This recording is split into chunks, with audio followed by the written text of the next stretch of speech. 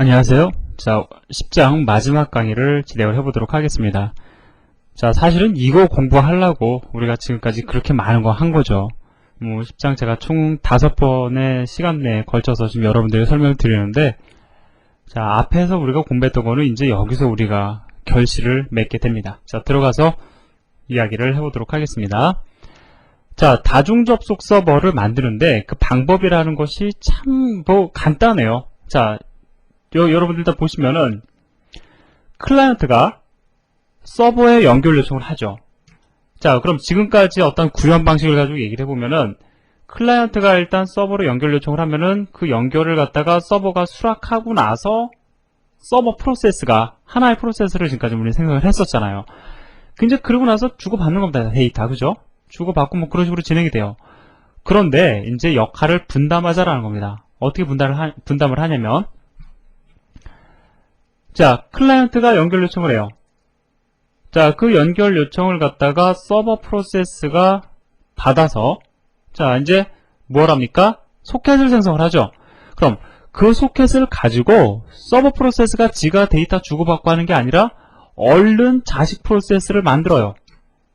자, 자식 프로세스를 만듭니다. 그리고 나서 그 자식 프로세스에게 생성된 소켓의 디스크립터를 전달을 해준다라는 거예요. 그러면 자식 프로세스는 부모 프로세스가 전달해주는 디스크립터를 가지고 클라이언트와 데이터를 주고받을 수 있게 된다라는 겁니다. 자, 역할이 완전히 분단되는 겁니다.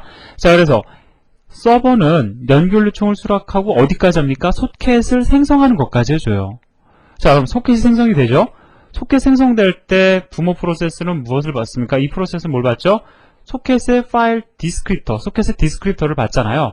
그거를 갖다가 자식 프로세스에게 전달을 해서 자식 프로세스가 에코 클라이언트와 데이터를 주고받을 수 있도록, 자, 그렇게 구현을 하는 겁니다. 자, 근데 여기서 한번 생각해 볼까요? 자, 여기서 보면은 부모 프로세스가 지금 보면은 소켓을 생성을 하잖아요. 그 소켓을 생성하는 주체는 부모 프로세스입니다. 그런데 파일 디스크립터만 자식 프로세스에게 전달을 한다고 해서 얘가 데이터를 주고받으면서 작업을 할 수 있을까요? 가능합니다. 왜 그러냐면 사실 우리 지금까지 얘기했던 거 잠깐 생각을 해보면 분명히 자식 프로세스 생성하기 위해서 어떻게 할까요? 포크 함수로 호출하겠죠. 그럼 포크 함수로 호출하게 되면은 이 프로세스가 아니라 이 소켓까지 같이 복사하는 게 아니냐.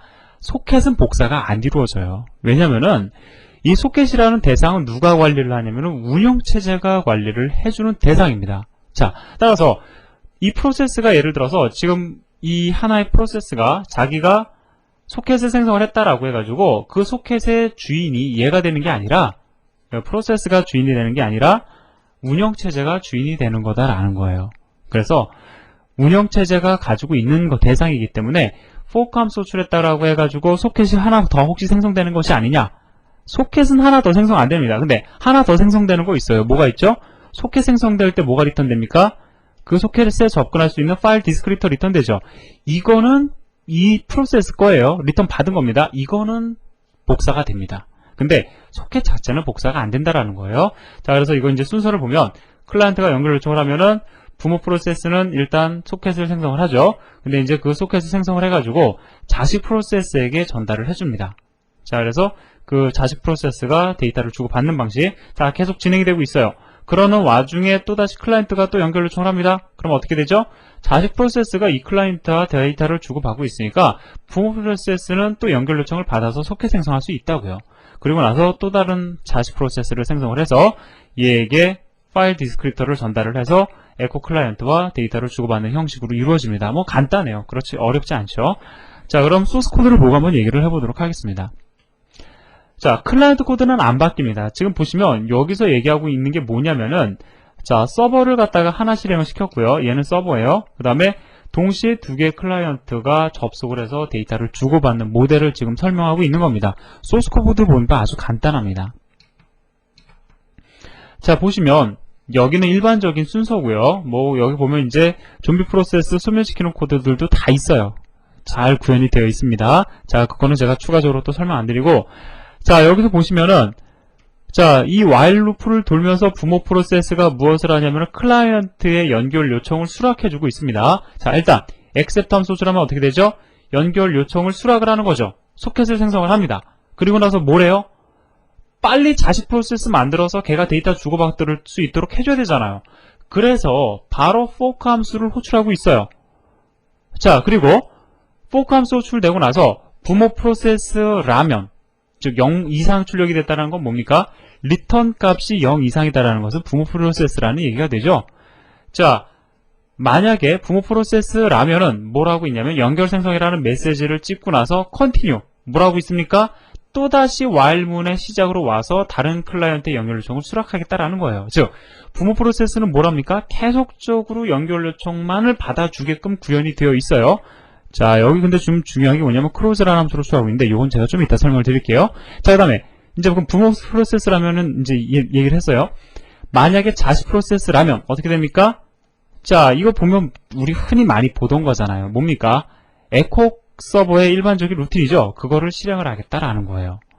자, 이러한 식으로 해가지고 역할이 완전히 분담이 되어 있는 걸 볼 수가 있습니다. 다시 정리를 해보면 부모 프로세스는 무슨 일을 해주냐면은 클라이언트의 연결 요청을 accept 해준 다음에 자, 수락을 해준 다음에 그 다음에 fork 함수를 호출하면서 자, 자식 프로세스를 생성을 하고 그 자식 프로세스가 실질적인 데이터를 주고받을 수 있도록 루틴을 처리해주고 있다라는 거예요. 자, 그럼 여기서 여러분들이 사실 고민하실 게 바로 뭐냐면은 자, 이겁니다. close라는 함수가 여기서도 호출되고 있고 그 다음에 자, 요거는 이제 에러 발생했을 때니까 사실 그렇게 큰 의미는 안 지녀요. 지금 중요한 거는 close라는 함수가 부모 프로세스인 경우 여기서 호출이 되고 있고요. 자식 프로세스인 경우에는 여기서도 호출이 되고 있다라는 겁니다. 근데 close 함수가 호출은 되고 있지만 종료시켜주는 대상은 틀려요. 자, 요거를 갖다가 일단 그 PPT 자료를 가지고 이야기를 해보도록 하겠습니다. 자, 일단 지금 이거는 여러분들 그 프로그램의 상황을 얘기를 해주고 있거든요. 부모 프로세스가 일단 서버 소켓을 생성을 하죠. 자, 서버 소켓을 갖다가 생성을 한 상태에서 그 서버 소켓을 가리킬 수 있는 파일 디스크립터라는 것을 갖다가 리턴 받습니다. 자, 그리고 나서 이제 클라이언트가 연결 요청이 들어오면은 그 클라이언트와 데이터를 주고받을 수 있는 클라이언트 연결 소켓을 생성을 해요. 그것까지는 부모 프로세스가 해줬잖아요. 그죠? 그리고 그에 따른 파일 디스크립터도 리턴 받은 상황. 여기까지가 그거를 얘기를 하는 거거든요. 자, 그리고 나서 무엇을 하고 있냐면은 fork 함수를 호출하고 있습니다. 자, 그러면 fork 함수 호출하는 것까지는 우리 사실 아는 건데 이때 벌어지는 상황이 뭐냐면은 제가 말씀드렸지만 소켓 자체는 누구 거라고요?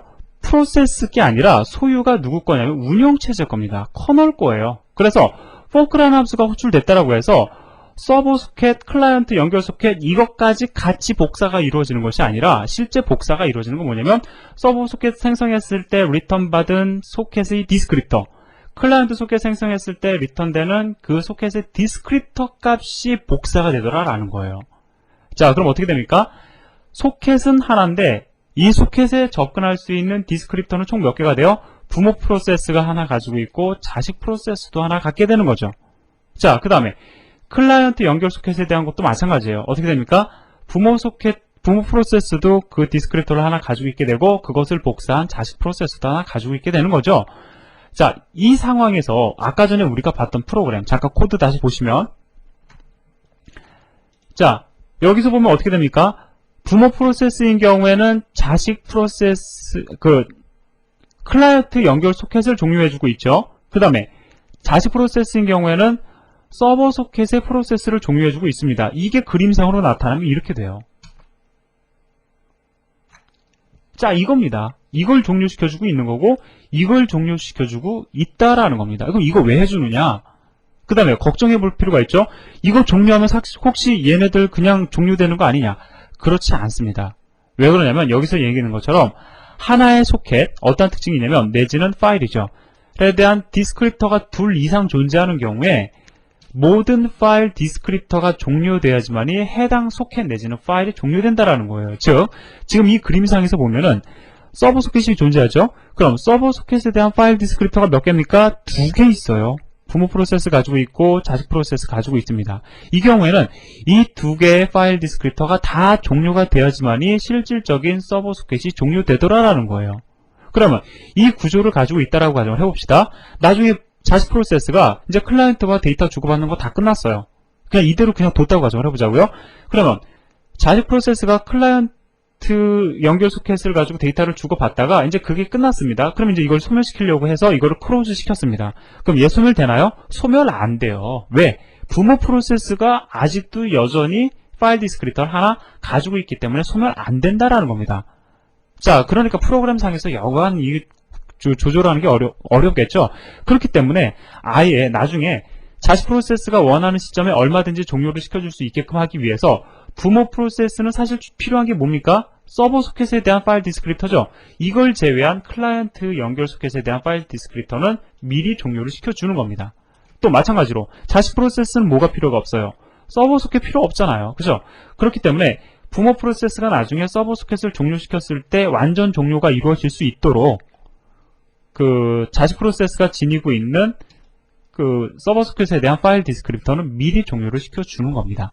자, 따라서 이 상황에서 만약에 부모 프로세스가 이 서버 소켓을 갖다 종료시키려고 하면은 바로 종료가 되겠죠. 마찬가지로 자식 프로세스도 그 자식 프로세스가 연결되어 그 가지고 있는 파일 그 클라이언트 연결 소켓의 파일 디스크립터를 통해서 클라이언트 소켓을 종료시키려면은 얼마든지 바로 종료가 되겠죠. 이러한 구조로 이루어지는 거예요.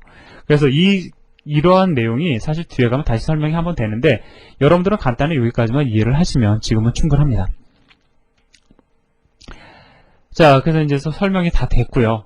자, 이제 여기서 좀 이제 한 가지 또 말씀을 드릴 거는 이제 지금 제가 이 10장 마지막에서 뭘 얘기를 하고 있냐면 TCP 입력 출력 루틴을 분할하는 것을 갖다가 에코 예제를 가지고 클라이언트에서 지금 도입을 시켰는데 요거는 여러분들에게 어떤 다른 한 가지 방법을 말씀을 드리는 겁니다. 뭐냐면 여러분들 한번 지금까지 우리가 구현했던 에코 클라이언트 한번 보세요. 어떻게 되어 있냐면 하나의 프로세스가 리드 함수 한번 호출하고 라이트 함수 한번 호출해요. 리드 함수 호출하자마자 리드 함수 호출하면서 라이트 함수 동시에 호출이 불가능합니다. 그러다 보니까 그림이 어떻게 되냐면 자, 클라이언트가 라이트 함수 호출을 먼저 하죠. 서버로 데이터 보냅니다. 그러면 서버로부터 그리고 라이트 함수 호출하고 나서 클라이언트 또다시 뭐합니까? 리드 함수 호출하잖아요. 그죠? 그렇기 때문에 데이터가 들어올 때까지 또다시 라이트 연이어 못한다라는 겁니다. 그죠? 자, 그런데 자, 만약에 여러분이 그림을 이러한 식으로 형성을 한다면 예를 들어서 에코 클라이언트가 소켓을 생성을 했는데 이 소켓으로부터 데이터를 읽어들이는 리드라는 작업을 하는 부모 프로세스를 따로 두고요. 자, 부모 프로세스가 데이터를 갖다가 리드하는 작업을 하도록 분리를 시키고 그 다음에 자식 프로세스가 데이터를 전송해주는 라이트라는 작업을 갖다가 하도록 자식 프로세스를 완전히 분리시켜주면 어떤 일이 가능하냐면 두 개의 프로세스가 동시에 실행이 되면서 이 부모 프로세스는 계속적으로 리드만 할 수 있을 거고 자식 프로세스는 계속적으로 라이트라는 작업을 할 수 있을 거다라는 겁니다. 자, 이해가 되시죠? 그러면 프로그램이 어떻게 진행이 될까요? 자, 클라이언트는 내가 에코시킬 데이터를 갖다가 서버로 전송을 했다라고 해서 그것이 반드시 와야지만이 또다시 예를 들어서 라이트 함수 한번 여기서 호출했습니다. 자, 그러면은 전송되죠? 그럼 리드 함수를 갖다가 호출해야지 이 데이터를 읽어드릴 텐데 리드 함수 호출할 때까지 기다려야 되나요? 기다릴 필요 없죠. 왜? 리드 함수를 호출하는 프로세스와 라이트 함수를 호출하는 프로세스가 완전히 독립되어 있기 때문에 자, 리드라는 함수, 라이트라는 함수를 호출하는 프로세스는 계속해서 라이트를 실행할 수 있다라는 겁니다. 자, 그 다음에 이제 그것이 그러면 데이터들이 계속적으로 서버로 전송이 되겠죠. 그러고 나서 어떤 일이 가능할까요? 서버는 그 데이터를 갖다 에코시켜주면 그 에코되는 메시지를 갖다가 또다시 리드 함수를 계속 호출하면서 리드 함수만 호출하면서 왜? 프로세스가 독립되어 있기 때문에 데이터를 수신하는 일이 가능하다라는 겁니다. 자, 그래서 이 예제는 사실 솔직히 말씀을 드리면은 에코 클라이언트에서 어떤 에코 클라이언트 반드시 이렇게 구현해야 된다 이건 아니거든요. 예제 자체가 큰 의미를 지니진 않아요. 여러분들에게 이렇게 입력과 출력을 갖다가 프로세스 생성을 통해 가지고 분리를 시킬 수 있다라는 것도 하나의 제가 예로서 제시를 하는 데에서 의미가 있는 겁니다. 자, 그래서 여기까지 해서 10장 강의를 제가 마치도록 하겠습니다. 여러분들 수고하셨습니다.